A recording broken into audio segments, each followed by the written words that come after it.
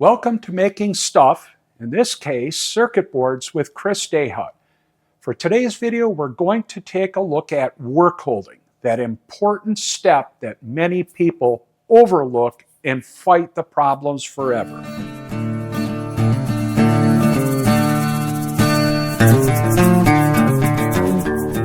What I mean by workholding, we need to take our raw PCB material and attach it to the machine surface.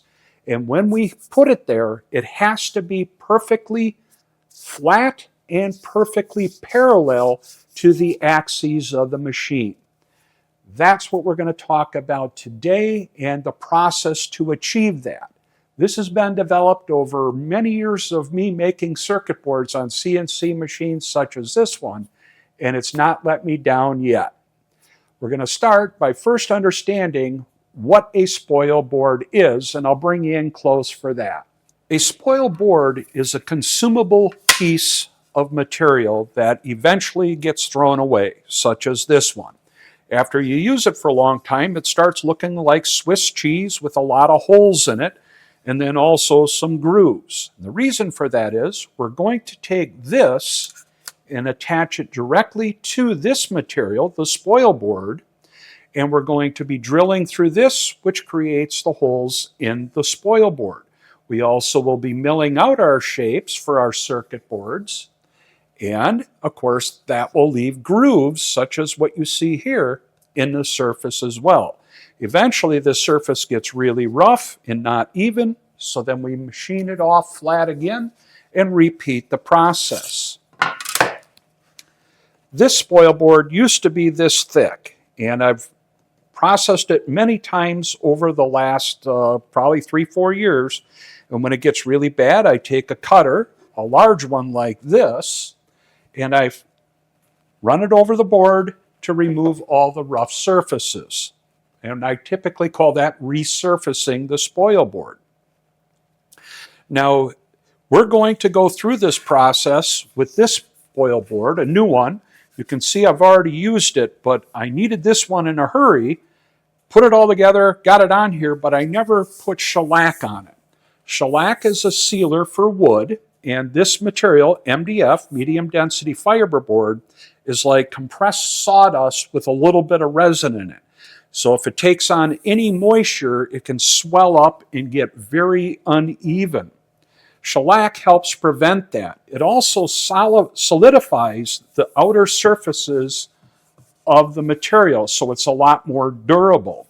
I just brush it on with a cheap old brush, get a good coating on here, and I also thin it out a little bit as well so that it penetrates deeper into this material. But that's what it'll look like, of course, without the holes in it from the previous operation. I also mount mine to the table using screws that will be recessed way down in here, such as this. And that way I can keep working through this whole surface here all the way down to that point before I have to throw away my spoil board. At this point, I've already gone through, hand sanded this bottom surface to get that flat. I've also taken and lightly sanded the surface of my table again to make sure there isn't any little nicks or anything in it. We don't want any dirt between this, our table, and the spoil board. I'll get that mounted up, and then I'll show you the next steps once we get there. At this point, I've got the spoil board securely mounted to my auxiliary table. I've got my tool mounted in the spindle. I've warmed up the spindle, and I've touched off the tool to the workpiece so that the machine knows where it is. Now I'll go through, and what I'm going to do is use that cutter to take a very small amount of material off the top of this. I put marks on here so that I can be sure I'm getting full cleanup. I don't want any dips or valleys. I want this to be perfectly flat and smooth. The amount of material that I'm taking off will be about 2 thicknesses of a piece of paper.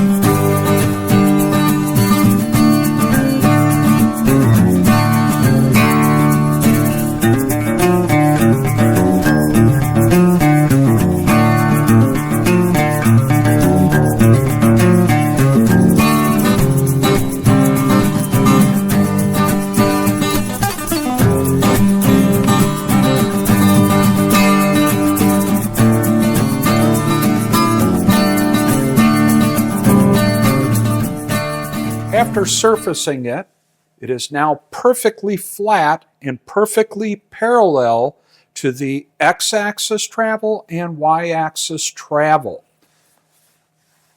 Now we're ready to actually mount a workpiece on here. That will start by cleaning off any dust that's on there. I use alcohol for that instead of water because the alcohol won't make this material swell up. So that should take off the dust. As you can see, there's discoloration there, and this has been vacuumed and blown off with compressed air already. For our demonstration piece, this will be the bulk material that I'm going to use. As you can see, it's made a few boards already, and a failed one over there. The back surface I've already cleaned off with alcohol to make sure that there isn't any oil, etc. on there. The tape that I favor the most is this particular double-sided tape. It's clear film, so it's very consistent in thickness, and it's got excellent adhesion. So what I'm going to do, I'm going to place a few strips of this across the circuit board, extending out beyond.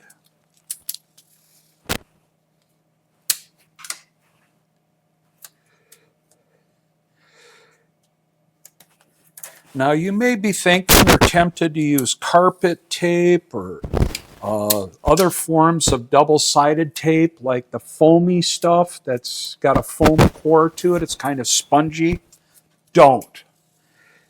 This is a rigid, the film in here is non-compressible, so it supports the workpiece very precisely. That is key to what we're trying to achieve here.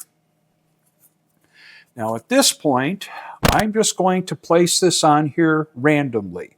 Really doesn't matter where I pick it or place it. We'll have to perform a step during setup.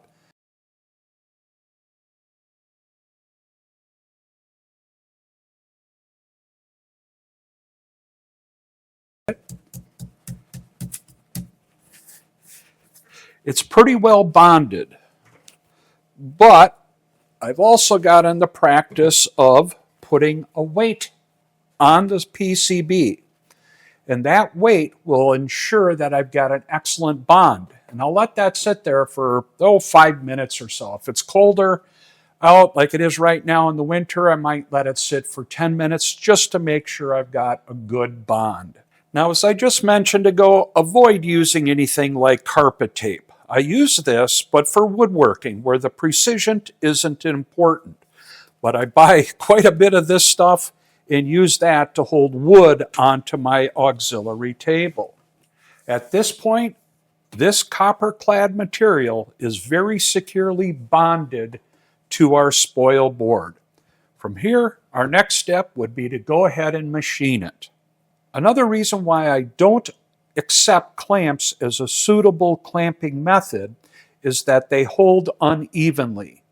A small clamp, a medium clamp, large clamp, they're all going to hold differently. Also, unless this material is perfectly flat to begin with, if there's a curve in it over in this area, kind of like a potato chip, that clamping over here isn't going to draw that area down flat. Whereas the double-sided tape draws everything down good and flat. Another reason for clamps being not a good choice, this is an end mill, one that's in my automatic tool change system. Now you can imagine getting the spindle down in this area for this tool to be cutting. You've got your spindle nose, the collet, all of that in this area, and it's going to be very easy to hit a clamp unintentionally. One last thing before I wrap up this video. Let's talk about dust collection. That should be something you incorporate into your isolation milling process.